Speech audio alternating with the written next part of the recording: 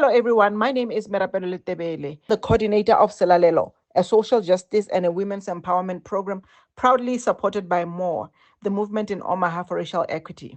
Our goal is simple but urgent: to have open and honest conversations about what it means to be a woman in Botswana today, the struggles, the expectations, the silences, and the strength that keeps us going. Today's discussion is a little different and followed a mixed format. We watched a couple of short video clips. One is about a man who's advising others not to divorce their wives after 60, and another one about Korea's 4B women's movement. After each clip, our panelists shared their reactions, and they were all raw, thoughtful, and deeply personal. We also explored the broader questions about womanhood, power, love, culture, and safety, drawing from the lived experiences and cultural reflection. Welcome to Selalelo once again. This is a dialogue for dignity, safety, and change.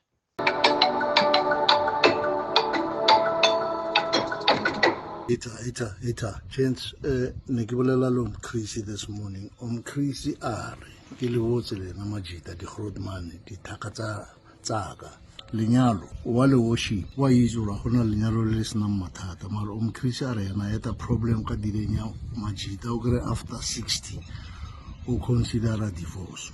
Are divorce after 60 e thaka tsa majita. Are after 60 you don't divorce your wife because at that age, just move on. These are his words. You need someone, you need a partner to take care of you. Because 60, after 60, bontate ba bantši ba tlotsa. Bontate ba bantši ba tlotsa ke malwetse ka mo ke di prostate, ke di sukiri, ki di diabetes, and again, that's what he says. So no, I don't know. I'm just saying to you guys, Chris R. Please take his advice if you have to. My name is Daphney. I'm a teacher in a junior school. I've been teaching for about more than 20 years. And I'm also a mother of 3 beautiful kids. And I'm also a digital entrepreneur. I always look out for opportunities to, live better and be the best version of myself. Okay, Daph, can you react to that video? Chris, don't get me started. We had the guy who was talking about the Chris. Okay, I understand. He brought in valuable points when he was saying that after 60 years, it won't make sense for a man to get divorced because this is the time he needs help. He needs to be taken care of. And he has some life conditions that he has to be helped with. I understand that, but I'm a feminist, and I'm not really happy about the fact that men, they're selfish. They only want us for certain things. It's more good. It's more about him than the partner now. So I'm not really happy about Chris and the fact that he kept on repeating Chris for a very long time. So it was agitating me. Yeah. My name is Kemmy Mpinang. I'm an author, I'm an entrepreneur, and I am an IGBV activist. So yeah. Yeah. What do you think about Chris and his nephew? I didn't like the video at all because I'm a divorcee. I was married before, and this is what I was going through. Like, I think men need their mothers. Like, they marry a wife they marry you so that you replace a motherly figure in their lives. They don't marry you for love or anything. So I didn't like it, and I don't think I'll ever listen to it again. It's a trigger. Yeah. Hi, my name is Thabiso Patlakwe. I am a teacher of mathematics. I am teaching in a junior school. I am also a very active community builder. Sorry about that. I am currently doing a lot of community work in the constituency where I live in. I'm also a social entrepreneur. I am a hustler. these days you need to hustle because money is not it's not coming by so easily. So that is basically what I do, and I'm also a very I'm really looking for spaces where I can empower women and especially young girls, because as you grow up you get to realize a lot of things that maybe if I had learned one or two things when I was younger, I could have made better decisions. So that is my passion and my desire. Do you want my 2 cents on Chris? Yeah, for sure. But who's Chris? Where does it come from? Because this video is, I think it typically gives you a clear picture of African setup of a family. In Africa, a man is considered to be a god. I want to say that because you see now we hear Chris is saying, when you get older, you don't have anybody to look to take care of you. I mean, we have caretakers, we have all other things. Why does he feel that the person that he's been with and that he has been he's supposedly been sharing a life with and in quotes claiming to love, and then eventually says no? Of course, there's an avenue for divorce, but I don't want to take that route because I'm looking at my health. I'm looking at the fact that who's going to take care of me. You understand what I mean? I think in our society, a man is deemed to be really supreme, and that thing hasn't really. It hasn't changed. I mean, for the many years that we have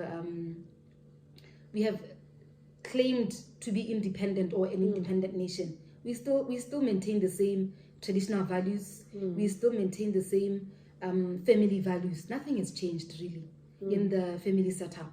Yet the times have changed. That really is my take on that video. My name is Basebi Makwatse. I am a small entrepreneur. I'm a mother also.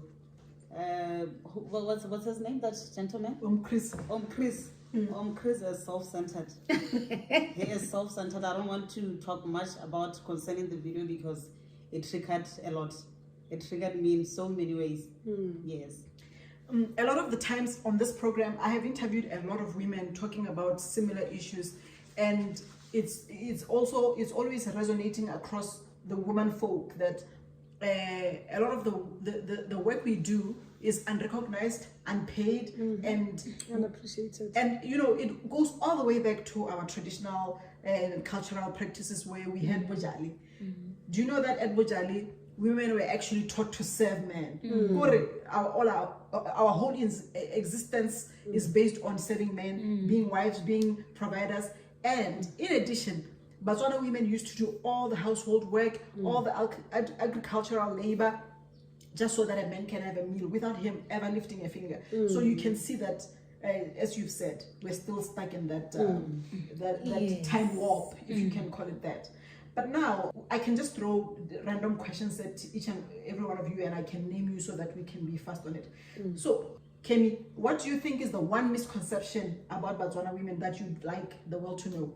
I think people think that we have peace. Like, people think that Botswana women, we have peace. We listen, we do that, we do this. It's not like it's like we are forced to do it. We don't do it from the heart.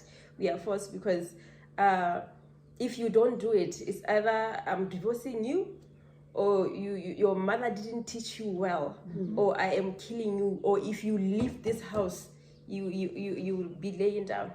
So I think people think that we have peace. We don't have peace. It's not we in are our heart. We are coerced to be docile. Yes. And serve. I mean, you're a servant. Yes. What is the servant ever going to do? I feel what you're saying. So, Thabiso, what does being a modern woman mean to you in Botswana? Being a modern woman, okay, let me just backtrack a bit because I'm one person who's very observant. I have watched my mother. I have watched my mother-in-law. I'm a divorcee as well. I was previously married. I'm a mother of 3 kids. So in my own little mind, there was a time when now formal education was introduced. Our parents went to school, and obviously obviously now the whole setup about women changed. Women managed to live on their own. They were able to get jobs. There was no need for a man around. So in my little mind, I believe a modern Botswana woman is someone who is very independent. She is able to take care of the home, and she is able to, she can multitask. You're looking at the four of us. We've just been talking about our formal vocation, where we're working, employment, and then even the other things that we're doing. Women are able to take care of the home. Modern women are able to take care of the home. They're able to go to work. They're able to do other things on the side, all around trying to really keep a balance. And to me, she's a very strong woman. She is. And all these things that you're saying are actually full-time employment for some. Yes. A man can just do one of those and one of those only. Yes. But you, I mean, raising children, one Is a child, full-time oh, job. it's just one child. Yes. Like me, I'm scared of having anymore. But now 3. Yes. I absolutely get what you're saying. Yes. So she's strong. She's a natural, but I've seen because of the challenges of transforming economies, maybe rising inflation. I think now our strength diminishes because we realize that the value we get outside doesn't equal to our needs. So basically that's what really describes a modern woman in Botswana. Daphney, do you think that women are judged if they prioritize career or self-growth before family? Good question. Very much so. Like my colleagues were saying, we are claiming to be independent, but we are still stuck in the past where socialization taught us that a woman's place is at home. So if you choose yourself and you choose your career and your business, you are deemed rebellious. I'm one of those people that I don't confine myself to societal expectations. So at work, I'm seen as a rebel. In my marriage, I'm seen as a rebel, and to the society at large, because I prefer to choose myself. I choose myself first, because there was me before the marriage or work or my children. So women who do that, like you hear, the other people telling you, how do you do this, Daphney? How do you manage to choose yourself and live your life when you know you should be doing the opposite? Who said I should be doing the opposite? Who said I should be doing the opposite? So we are seen as selfish and rebellious if we choose ourselves, but we have to. We have only one life to live at the end of the day. Yeah. Okay, Wendy, do you think that marriage is still seen as a measure of success for women in Botswana? Well, I am bisexual. Like I said, I have a baby boy. He is 2 years old. The man that I had a baby with, we are friends. So to me, marriage it's not an achievement. It's just if it happens that I get married in future, I'll be doing it for survival. Honestly, if I'm not gonna be able to make money for myself. If you guys hear what Wendy's getting married, I believe it's just for survival.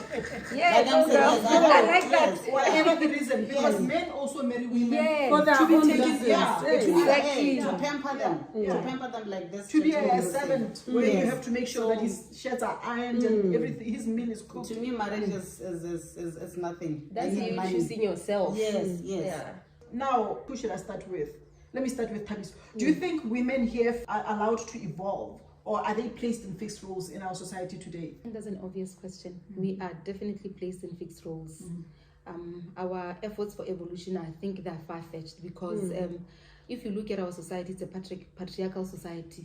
It might be something that we want to downplay, but it's quite it's out there. It's obvious, because when you go into parliament, it's men who are in leadership roles. When you look at the other day we had 100 CEOs.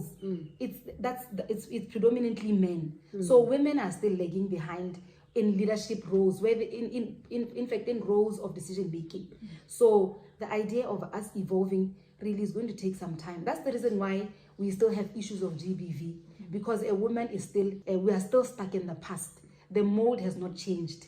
Men still expect us to obey them. If you're a woman, like Daphney just said, you try to live your life, you are seen as rebellious. So we still have a long way to go. I really don't know what it would take for us They to want be able submissive. They want submissive. No, Submissive. submissive providers. Hey, That's the thank word. you. They want submissive providers. And you know what? The provider persona of a Botswana woman hasn't changed because in the traditional setup, Mosadi does everything. Ure, she goes to do the plowing and the planting and the reaping and the harvesting and everything, up to feeding the family. You are the one who makes the fire, you are the one who makes the mukho, you do everything. We've always been serving men.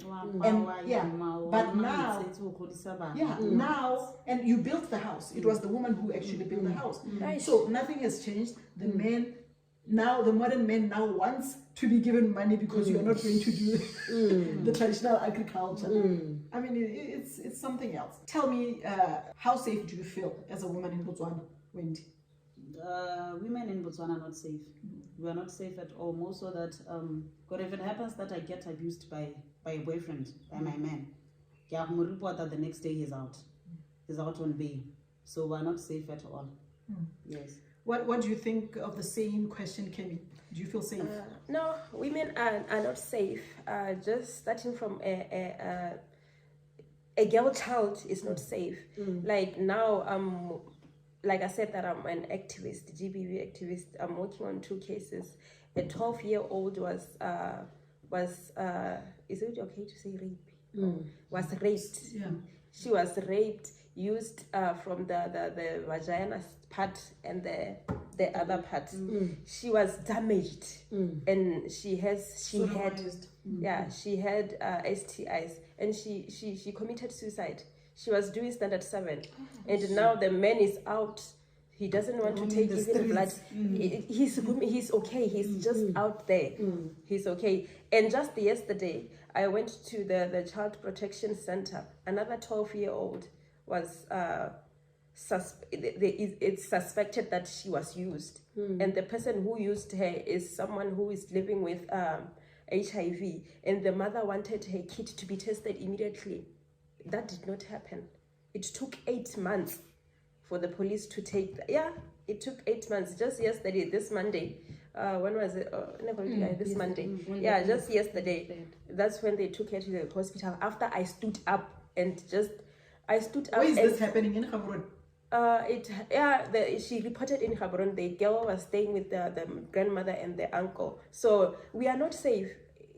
Our kids are not safe. Nobody is safe. And if you talk for your kids, if you stand up for your kid, you are also not safe. That man will come. He will burn your house. He will kill everyone in the family, even the dogs. Yeah. We are not safe. Nobody is safe. You know what? That's why I am beginning to walk away from the term gender-based violence. It is violence against women. Yes. And girl children. Yeah, females in this country. And essentially there's an epidemic of femicide. Women are just being slaughtered. And we want to say gender-based violence, stop aggravating your men. And in most cases, they're not allowed to. Yes. And to talk on that, almost 95% of women in Botswana, they were once raped, once used. Only 5% is safe. 95%, yes. They don't say yes. Yeah. No, I know that. Hey, too, Shana, yes. look at the defilement cases in schools.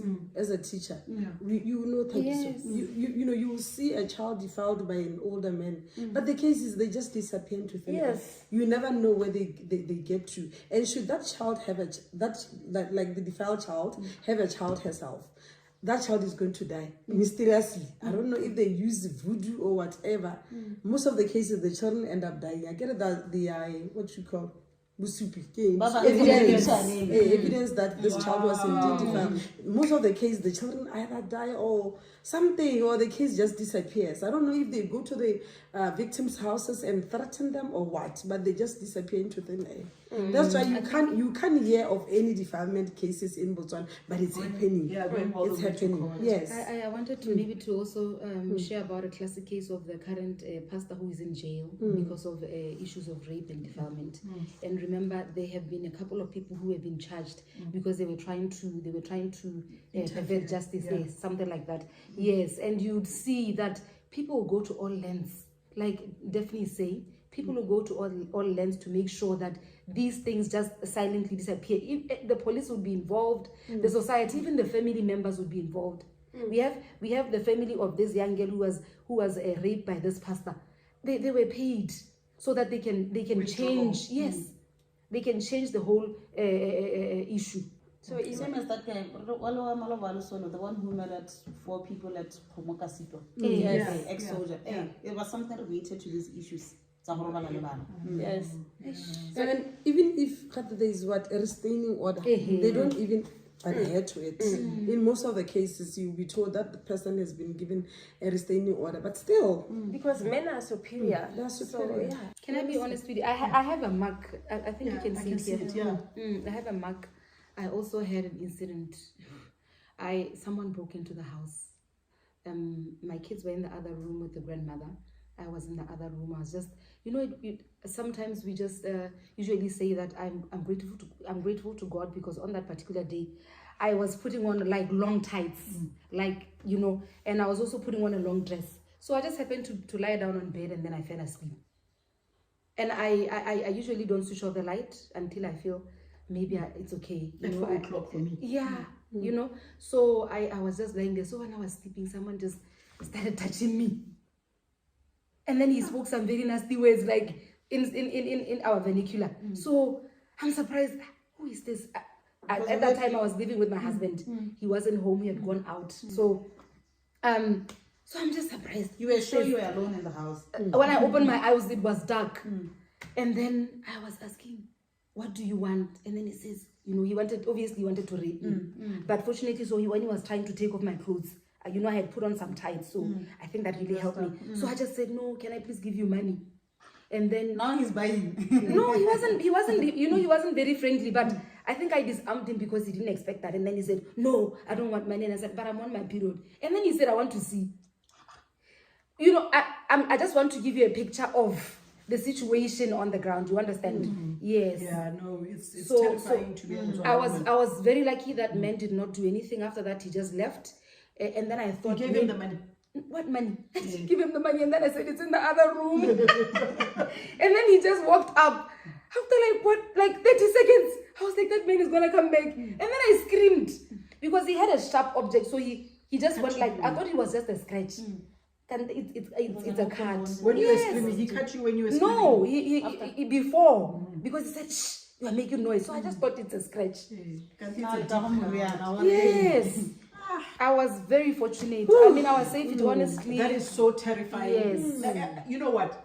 I'm waiting for that day because I know it's coming. Every woman has to go through that. It's a matter of when, not if.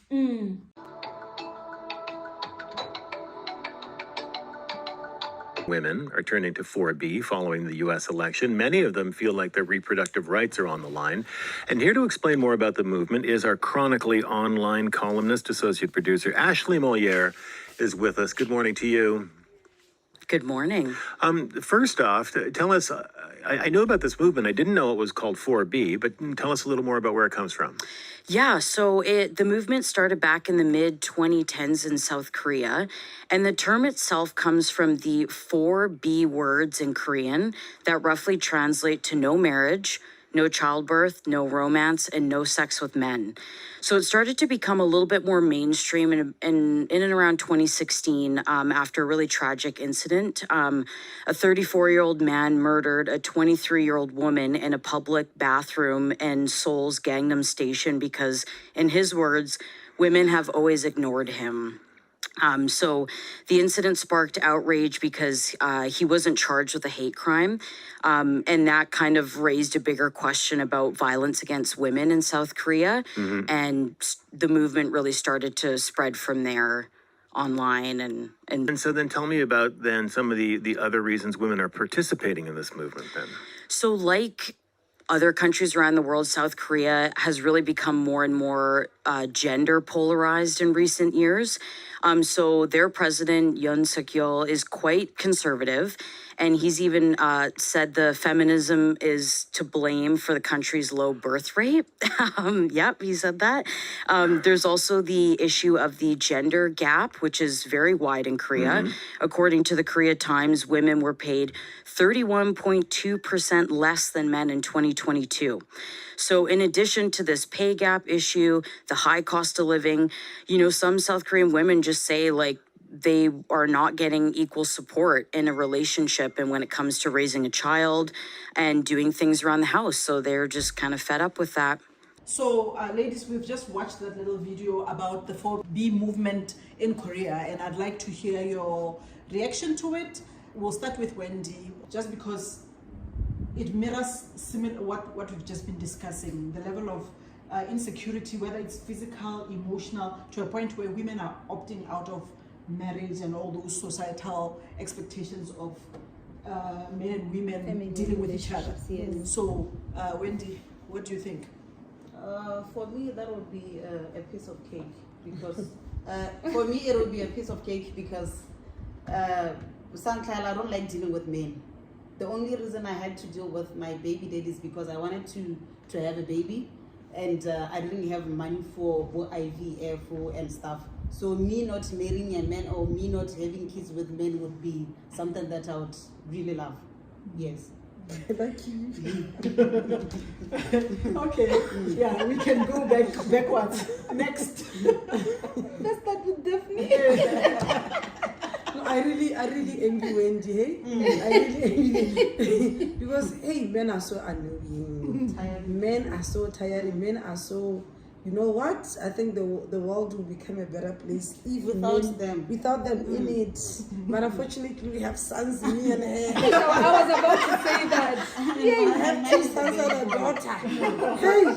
Everything revolves around them. Hey. We are there to serve. But I would love to ask you a question, guys. When we were talking earlier, I was asking myself, the society that we are talking about and the societal expectations, we are now the society. What are we saying? Are we the ones who are carrying on with the legacy of socialization of male-dominated societies, or we are the remnants, like we inherited it from our parents, or we are continuing with the legacy? The thing that we are complaining about, we are the one who are actually doing it, even at home. The thing is, the gender roles and all that. No, the thing about it is that's why we're having this conversation, Stephanie. Obviously, none of us here already see this thing, even if we have never met to discuss it. We're already feeling it. So there's a need to start somewhere.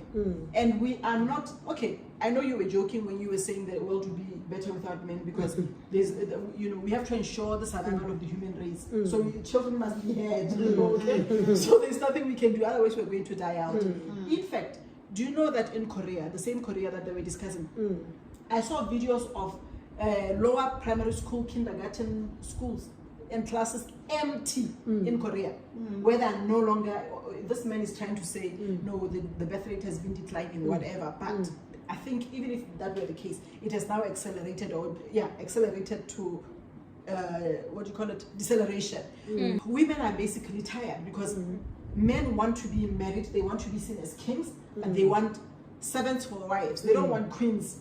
So what's that all about? So now the reason why I'm having this conversation is because I have another program called Bujali, Reimagined. There were some cultural practices which were okay.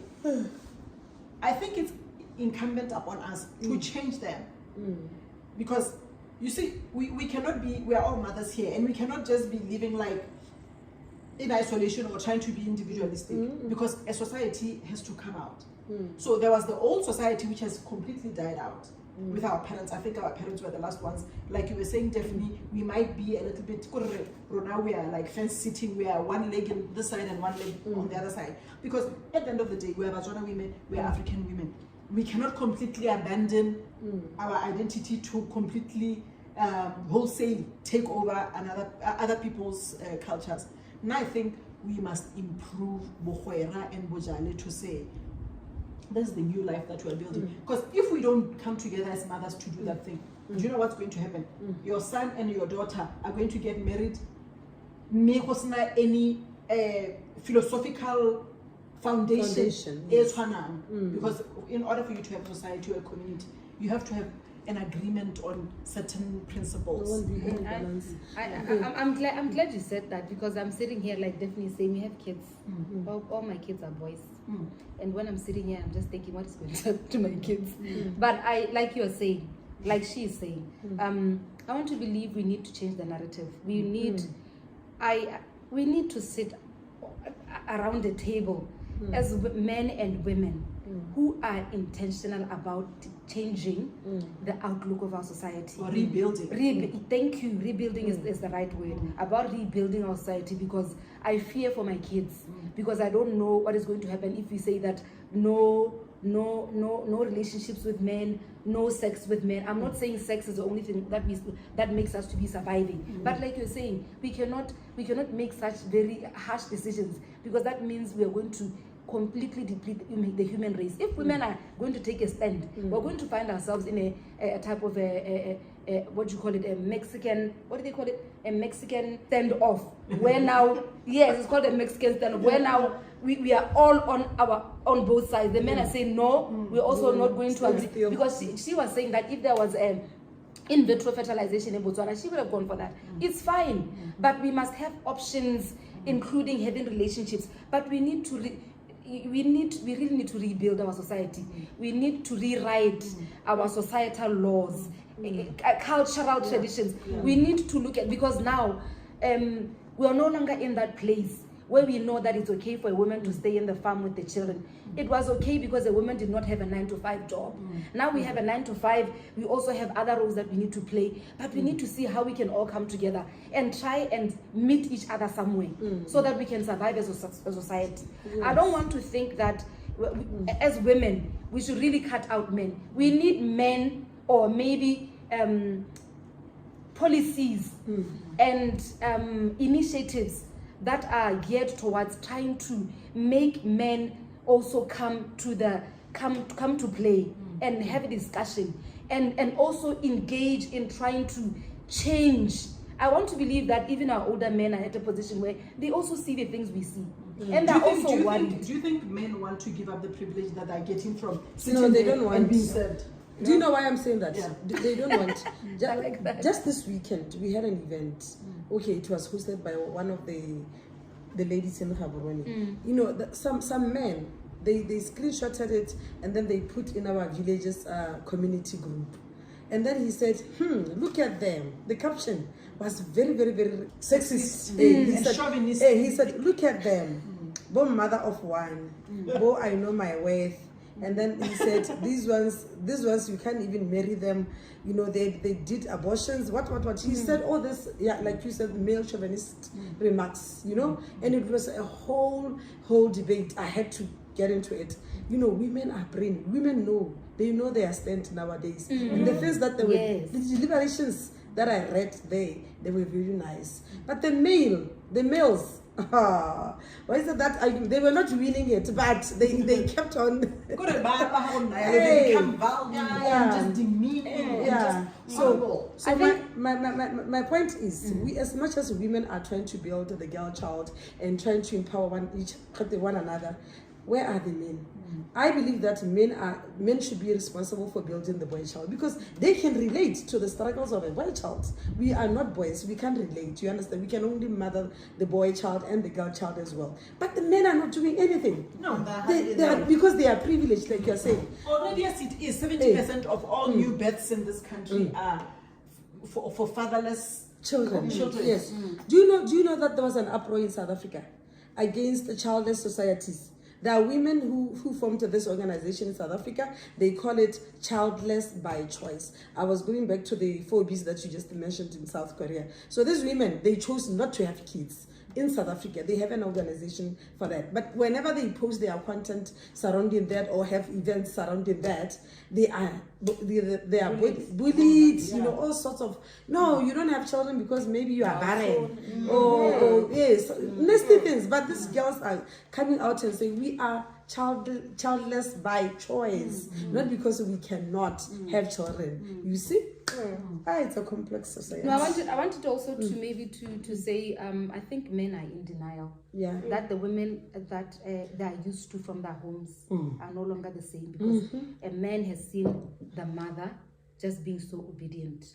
But now, with the rise of independent women who are able to hold it up for themselves, they don't know how they fit in the society. I want to appreciate a gentleman called Maxi. He's Moemedi Topokidiste. He has a talk on RB2 on Mondays with the Native Men's Power Talk. It's actually a movement that is geared towards trying to redefine the role of a man, or trying to empower the boy child. And I think those are platforms which we can also use to be able to speak. The other day he was actually looking for women who can come into his show so that we can hear things from the perspective of a woman. I think those are one of the things that we need to do. You understand? So we need to have a conversation with men. We need men to have a conversation with themselves. First. No, we need to get together as women first to say this is how we are proceeding, because it's going to be a negotiation. Because for the society to prosper, it needs women and men as equals. That's what I'm trying to get in. We're in a crisis situation. And Mexican stand off my TV. And then we have to know that we are going to be discriminated, bullied by men and some women who are, I don't know. No, in fact, how is it? When Botswana women try to stand up, Babi do our Mbasadi, as if it's a bad thing. Yes. And it's very painful because and you don't have to speak like you are against the men in your family, your father, your siblings. You understand? It's not a very nice situation to be in. But who is going to spearhead it? Go to the movement. Can we come together and talk? But I think first we need to talk as women amongst ourselves. How we're going to move forward. Exactly. Do you know what Christianity, for instance, when it was started, bishops and everybody was called into a room, and they all brought all the old letters that they heard, blah blah blah. What are we saying about what we are here for? First of all, we believe in Jesus. He was the only son. Blah blah blah blah. So we need that sort of thing. Yes. We can even look at the American Constitution. All these truths are self-evident that all men are created equal. All men. But they created what is now regarded as the best constitution in the world. We need to reconstitute ours. The first constitution of Botswana women, because the women we've been were shaped by a constitution and a reserved men. Yes. Now we need one that says we want equality. An organization or any structure that purports to serve such a, there should be 50% men, 50% women. Exactly. In fact, Basadi is 52% in this country. So why are we being left out? Why are there committees where there are 5 men and 2 women? Every time we must make noise. But you see, we need to get together first. Mass, so that we can become a real movement. Anyway. No, that's very true. Talking about Mbasadi, that was actually a very good movement. But we realized that these women were also quieted down, because you hear, hey, people are saying Mbasadi, the next thing when they get to their homes, they go on their knees when they're saving their men. You see what the problem is? They could not really stand up, because that meant that they had to put their marriages at stake, and they were not willing to take it that far. And you understand? Yes. So basically, when you're a woman, when you're trying to speak up, you are basically at the home. The man now sees you in a different way. They're not willing to come on board and support the women and say, no, I stand with what my wife is saying. You understand? Actually, we had a law. Do you know I was married 10 years when that law was changed? A man can go and dispose of the family assets without your knowledge. Without it was changed in 2012 or 2010 or something like that, because I know I was you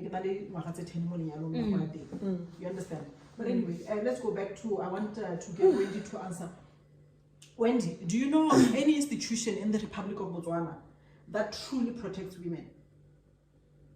No, I don't know. Do you know any institution that protects Botswana women? We don't know it because there is that Thabiso shelters thing. A woman was brutally murdered in front of all those officials. So, hey, at the shelter. When did I miss That Didn't that albino man lady. come out? She was Yes. an albino lady. Wait. Obviously, he's out. I'm afraid. Okay, no, it's fine. Let me talk about it because They are there, but I don't know where the glitch is. But if a woman can be killed in a shelter, Therefore, HIV. You are the one who's dealing with all kinds of things. In your experience, who's protecting Botswana women or girls? I think I've heard you talk about the police. those ones, people now people think that I have a problem with the police because I'm always calling them out. They just think like, where are the police who broke your heart? This because they're not used to a woman standing up for other women. You know, so nobody is doing anything. Even the government itself. The government is not doing anything about these things because how can a woman be killed each and every day? This one killed that one, this one killed that one, and then a male, that male is out on bail. They will kill the kids out on bail. They now went to an extent of killing like me and my kids. Me and my mother, I'll kill you and someone in your family.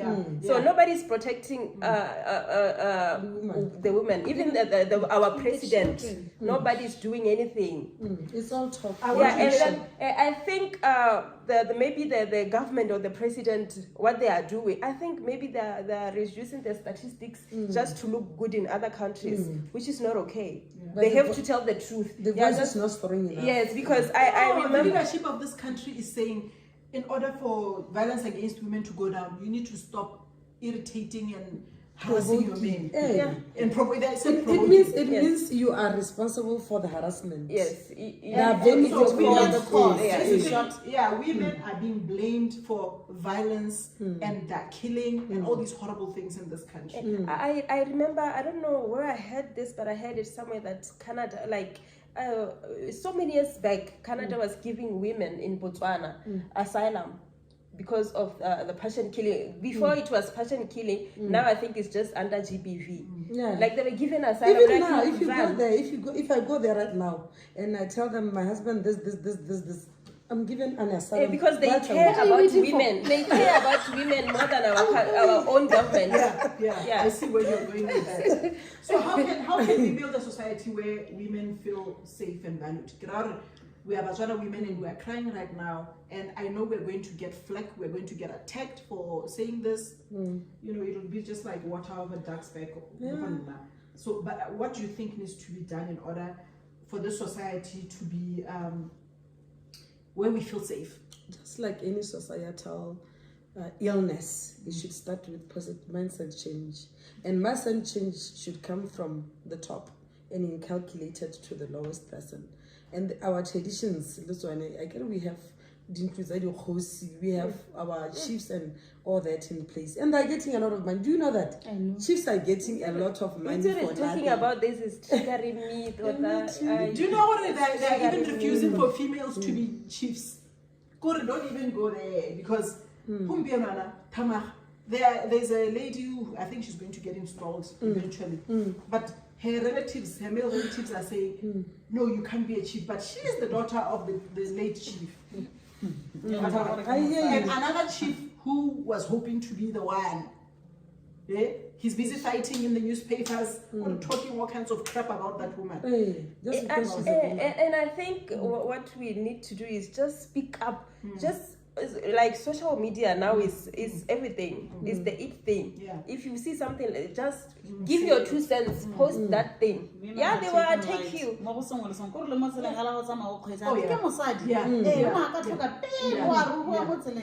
And you know one remark that men always use, you'll never get married. It's like it's an achievement.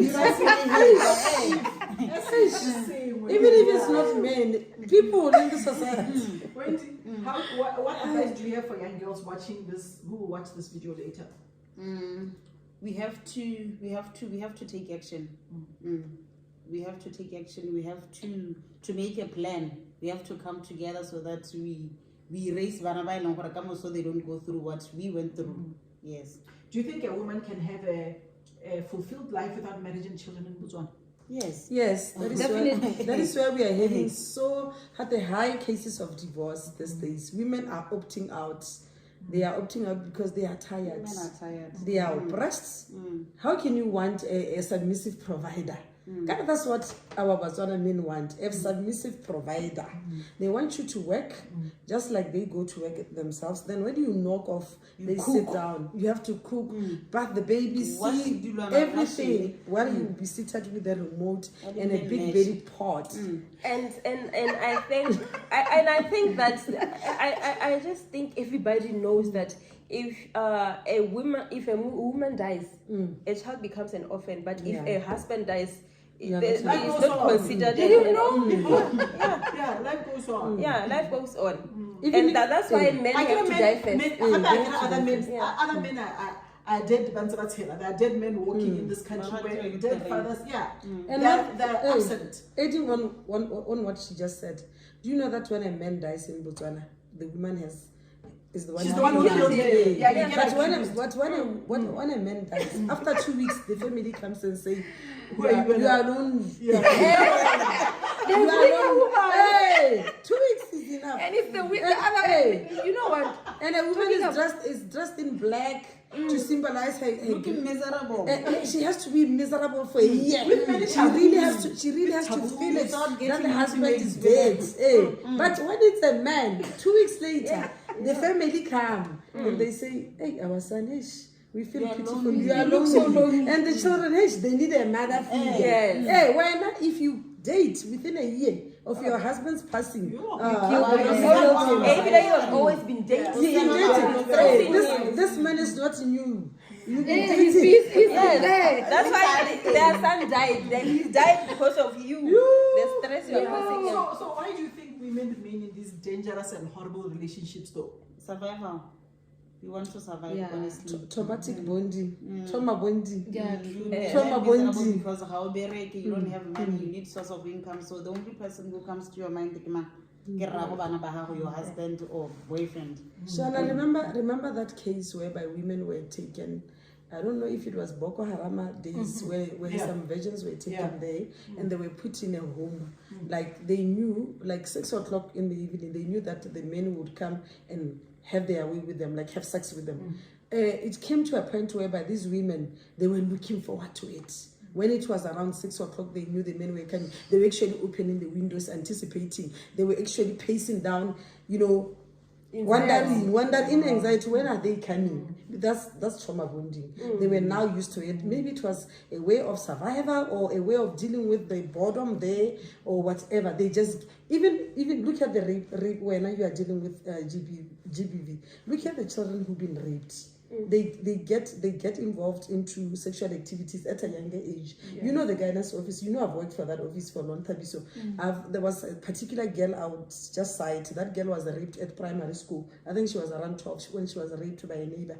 And then she started dating and having sex at a very young age with other men now. It was like it's in her now that she has to do it. It was a normal thing to her. And that man, when he got out of jail, years later when she was doing around Form 5 or something, they redated again. And I read somewhere, I once read in Botswana Woman page whereby they were talking about the similar case. The rape victims they were just coming out and saying they feel the same.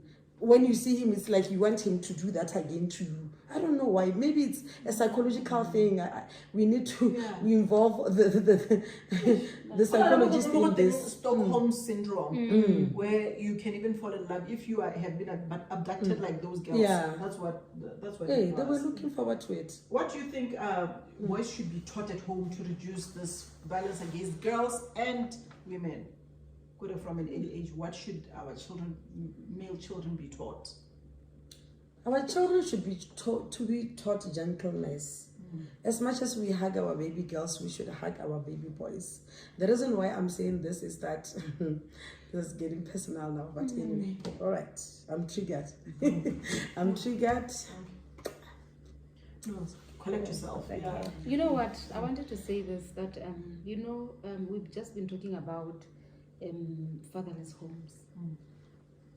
A lot a lot of women are raising boy children, and I think we are struggling to try and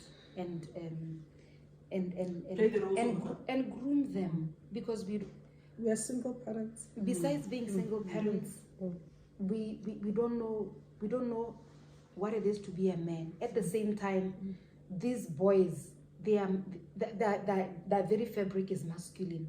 I am a woman, and there's just, because of socialization, you know, despite the fact that you'll be having your kids at home, I always look at my boys, and sometimes I get worried because I mean, there are only boys in the house. I'm the only lady.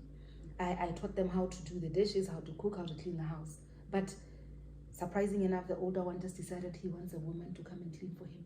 And I was asking myself, where did he get that from? You understand? So I think the challenge we have is that as women, we are struggling because we are the parents to these boy children. We are really struggling to try and penetrate or maybe reach out to them to see that a woman is not going to be your maid, your provider, your everything. Because I was asking him, if you're going to tell me that you're not going to clean when you're leaving my house, what are you going to do? And then he says to me, no, I'm going to get a girlfriend. That's what where does he get that from? Because in my house, we all clean. Because they're the only boys in the house. Exactly.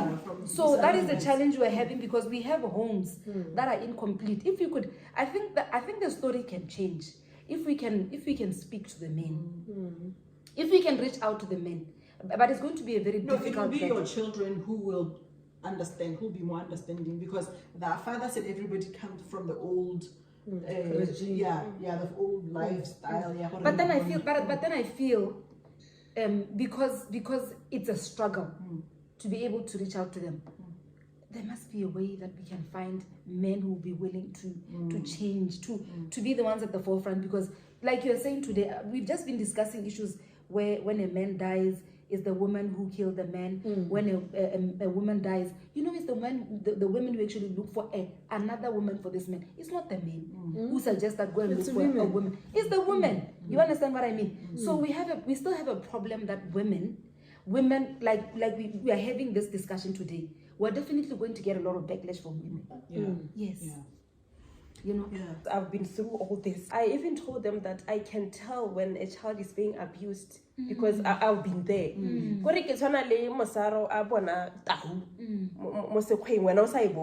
So I know everything. So give me maybe 10 primary schools. Let me teach these kids.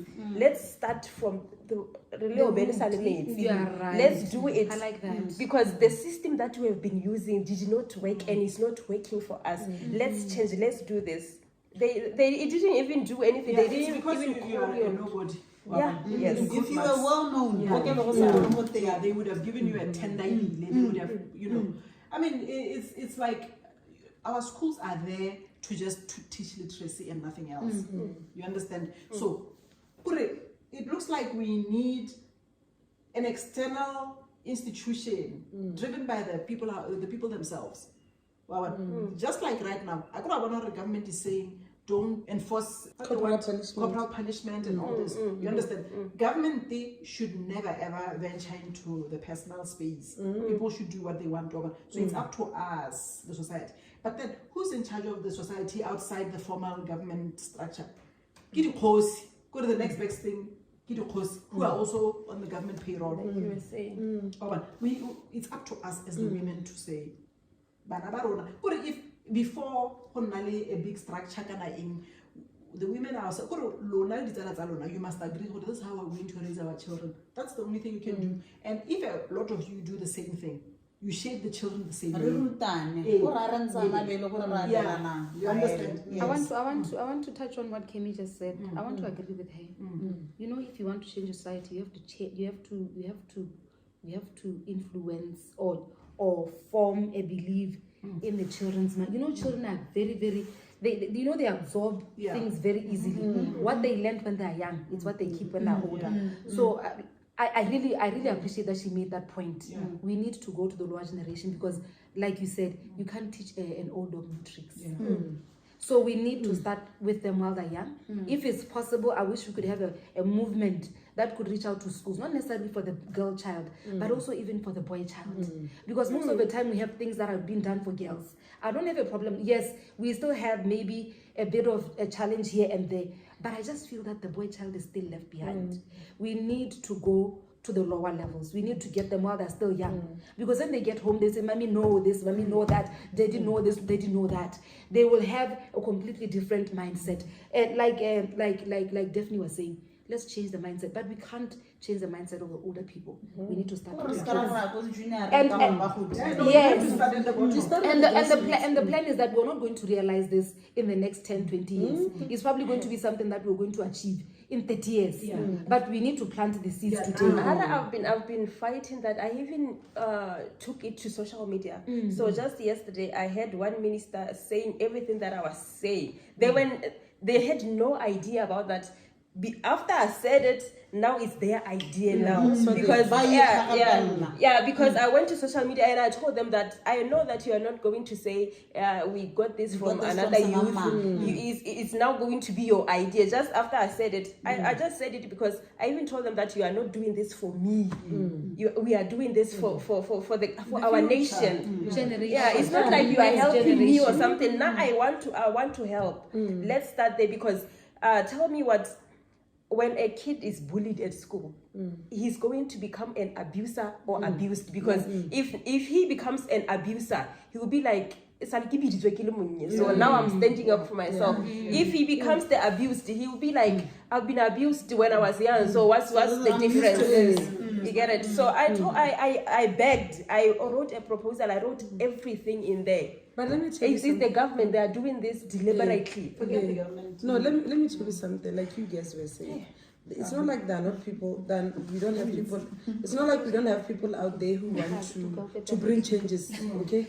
I had a company called Mmankgodi Events whereby we were empowering children, boy and girl alike, because we didn't want a situation whereby the girl will be too much empowered and the boy will be left out in the cold. So we used to go around the schools. One thing that I've realized about the school things, the empowerment thing, it's haphazard. Anybody, if I wake up today and then I say I want to go to Manolani because I grew up there, I want to talk to orphans, I'll do there. I'll be welcome. Next week, if I feel like I want to talk about bullying, then I go to Bogasu Primary. There is no structure. A well-drawn structure in schools to help. Yes, we have guidance and counseling in schools, but they are given topics. They're actually given topics. For the week one, you are talking about this, week two. But the children that we are raising today or that we are teaching today, they need constant motivation. I see at my house, every Sunday, we have chats at my house. I have 3 teenagers now. They come to my bedroom and then we have chats, like casual chats. I allow them to say whatever. If they were not happy about me that week or their father or whatever, or they were bullied at school or whatever, this is the time to chat. If one of us have done something that we didn't like, a report from school, but in a nice way. Hey, I've made my mistakes. Learn from me. You understand? Do better. Because you should be better than me. You see. So we need those structures at school. Thank you. Thank you so much, Daphney, because while I was talking, I just remembered that, the government took a deliberate action to introduce this component of moral education in schools. Because they were trying to change the moral fiber of the society, which unfortunately is not working. Like she's saying, in primary school we have the same subject called religious and moral education. So you see, there's a structure for these things. I wish we could have something that could speak to the home, to socialization, to children as they grow up and become men and women. Something that could really form like you're saying, the foundation. We need the foundation. You understand? Exactly. We are now, we completely shunned. Bukhara needs to still be there. Me demodernizing. Exactly. I think but it's individual. But we don't know the structure. We don't know the structure. We need something. We don't have a national policy. It needs to be what is agreed upon. It should not be about women serving men. No, you need it to say, botshelo bo changile monna wa bereka monna o mo lapeng wa kore that's where we need to change it. Shana, do you know that in South Africa right now, and I was thinking of doing the same thing. We have what we call disciplinary camp. Who are you disciplining when you haven't started to lay out the rules and the foundation first? You see now there's a gap. I was even thinking of building one in Malurwan where I come from, so that like during school holidays, people come to my camp and then, you know, get equipped with skills, and by law they need counseling, they should be counseled like a camp. Do you know that we have those in Botuli block? When schools close, children are taken there by social workers. If maybe they are orphans or they are going through a lot or they are taking drugs or widows and all that, we have that very good camp that's still there at Tuli block. Ghana, if I tell you that I proposed all this to the government, oh my God, they are not even. God, just yesterday, I had one minister mentioning that bullying.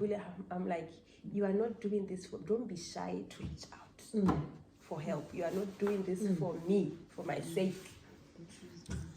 You get it? So, each give me your last words and then so we can start with Wendy. Okay, so let's come together and fight this monster. Let us raise Banama Banaling. We gotta go to Thank you. Should you go in this order? It doesn't matter. It's fine. Yes, I think I just want to say that I want to say that I think this is the time for us to be very realistic, and we should just wake up from the slumber, because I think we hear gender-based violence, we hear violence against women. Besides that, we even have other women who are also bullying other women when they try to speak out. You understand? Then we also have women attacking other women. I think we need to just wake up from that slumber and realize that we are really our society is slowly but surely fading. We are no longer going to have an identity as a Botswana. Like you are saying, we used to have Bojale and Bohwera, where socialization was practiced for the young upcoming men of the society to be given to understand their roles, the roles they play. Today, where is that? Where do our children really get to learn besides at home? Sometimes, if like for us, we've been talking about modern women. For us, who have our 9 to 5, I'm literally basically, well, I'm a present mom, but I'm also not really that present because I have so many things that I'm doing. What happens to my children when I'm not available? Who's speaking to them? Who is strengthening them? Well, except that I'm also playing a role, but it's not enough. We need to really understand that we need to preserve our culture, but we also need to evolve, like you're saying. Yes, thank you very much. I think that we should stop shying away from talking about these things to our kids. Let's not give them half information. Nowadays, kids know that there are killings. The kids become orphans each and every day. So let's give them full information. Let's not shy away from talking about it. So yeah. I would love to add on to what she said. We are going to have honest conversations with ourselves and with our children. If we want to have a better version of ourselves through our children or a better generation, we are going to have honest conversations, and we are going to have to empower both the boy child and the girl child so that we strike a balance. And everything else that we are going to do, it starts with us, our choices and our self-love. I'll just encourage especially women to love themselves. They should know that, before everything else, before any hat that they wear, there was them first. Before any societal expectations and any socialization, there was you first. Ladies, thank you so very much for your input. We had a lovely conversation. I think I feel re-energized. I feel like we can take this further and make it bigger than it needs to be, as big as it needs to be. I will be calling you later on, maybe early next year, so be ready. We're going to see what we can do as Botswana women. We must certainly play a role in the future that we want, we envision for our country and our children. So thank you very much. You're welcome. You're welcome.